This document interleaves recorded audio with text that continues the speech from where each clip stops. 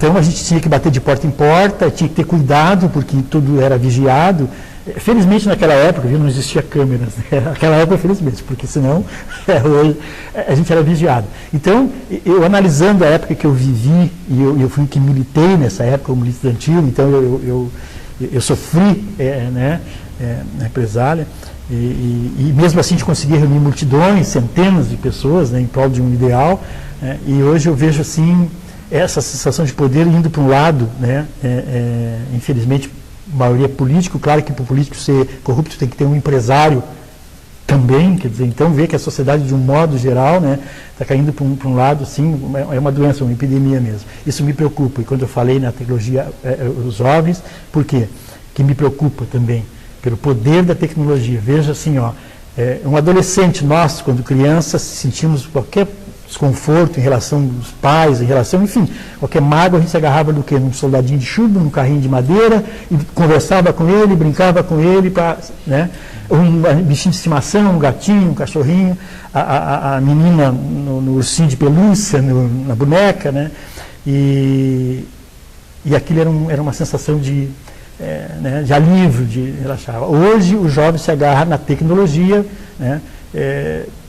Porque ele se sente inseguro em relação ao futuro. Quem não se sente seguro, né, o que vê é só corrupção, é violência aumentando, geometricamente aumentando, a saúde do jeito que nós vemos todos os dias, né, nas notícias. Então, o jovem, o que ele pensa lá na frente? Né? Que futuro eu tenho? Ele se sente seguro justamente com a tecnologia. A tecnologia dá a sensação de poder, porque ele se comunica com todo mundo, ele consegue um monte de amigos, entre aspas, amigos, não, né? Então ali se sente seguro. Você diria que o jovem hoje usa o virtual para fugir da realidade?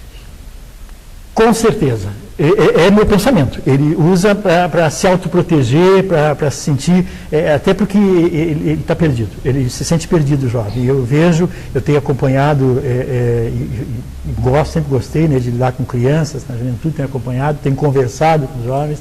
E eu vejo assim que é uma fuga, né? Quer dizer, antigamente, só para ver se eu antigamente nós criávamos um mundo de fantasia. Hoje não. Hoje eles fogem da realidade que está aí. Justamente. Porque antigamente nós não tínhamos a informação, hoje eles têm. Hoje eles têm. Tá? Então, mas isso assim, como eu digo, isso se torna perigoso nesse sentido. Veja que a tecnologia está sendo usada, está se tornando uma outra epidemia. Né? Tira da sua filha, tira lá de um adolescente o smartphone dele por 2 dias. Né? Veja como esse adolescente vai reagir, a revolta que ele vai ter. Tira desse adolescente por 1 mês, ele adoece e vai precisar ir a médico. E vocês podem fazer essa experiência. Tira esse instrumento da mão de um adolescente. Com certeza, se você proibir por 1 mês, ele adoece, ele entra em depressão, ele vai precisar usar o serviço médico. Sim, porque se alguém me tirasse o meu índiozinho, o meu soldadinho de chumbo, estaria tirando o meu brinquedo. Agora, pelo que tu está colocando, se alguém tirar o smartphone ou o computador, vai tirar o mundo da criança. Vai puxar o tapete e tirar. Ela não tem um mundo lá fora. Não tem.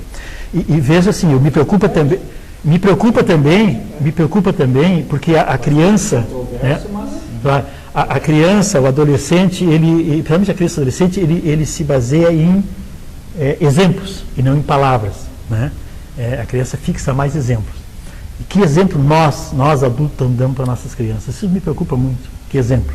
Em outras palavras, por favor, qualquer coisa, se discordar, nós estamos vendo nascer uma geração de incapazes. No sentido assim, a criança vê que está tudo errado, ela reprova aquela realidade, mas ela se sente incapaz de mudar, então ela foge para uma fantasia, ela não quer saber do que está acontecendo. Só que vai ter uma hora que essa criança vai virar um adulto e vai ter que encarar o mundo. E aí? Isso me preocupa.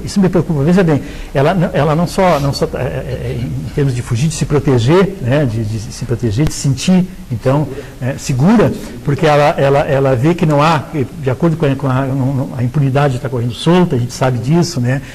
Então, por mais que ela estude, por mais que ela se forme, por mais ela sabe que lá na frente ela não vai mudar isso. E os pais também não estão dando exemplo para isso. Isso me preocupa muito, né?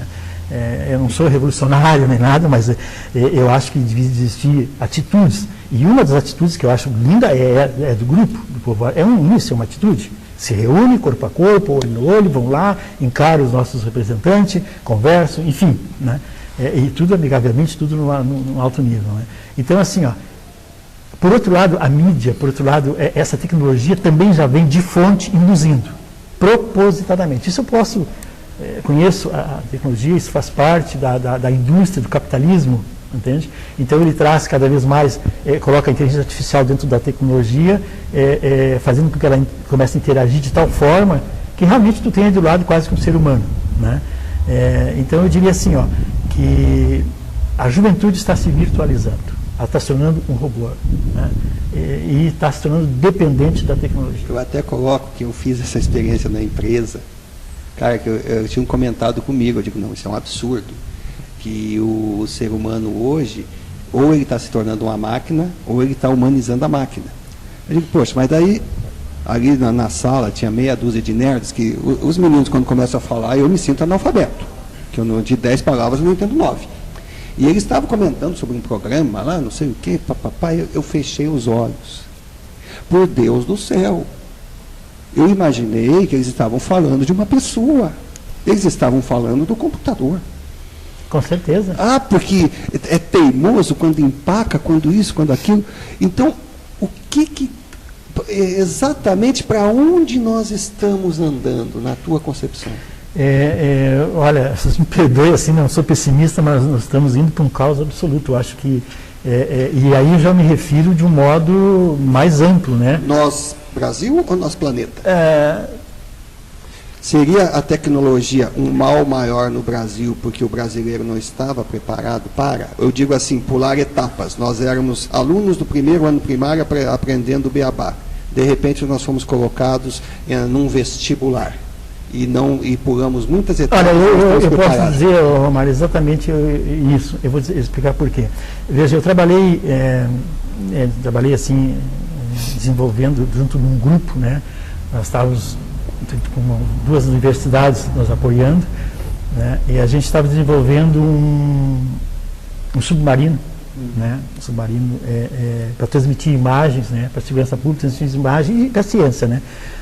Transmitir imagens de locais onde o ser humano não chega, né? E esse equipamento com inteligência artificial, certo? Então, o que está vindo maior nas máquinas de inteligência artificial. E dentro da minha profissão, eu fui obrigado pela equipe, né, para que isso funcionasse, eu fui obrigado a fazer 2 anos de psicologia.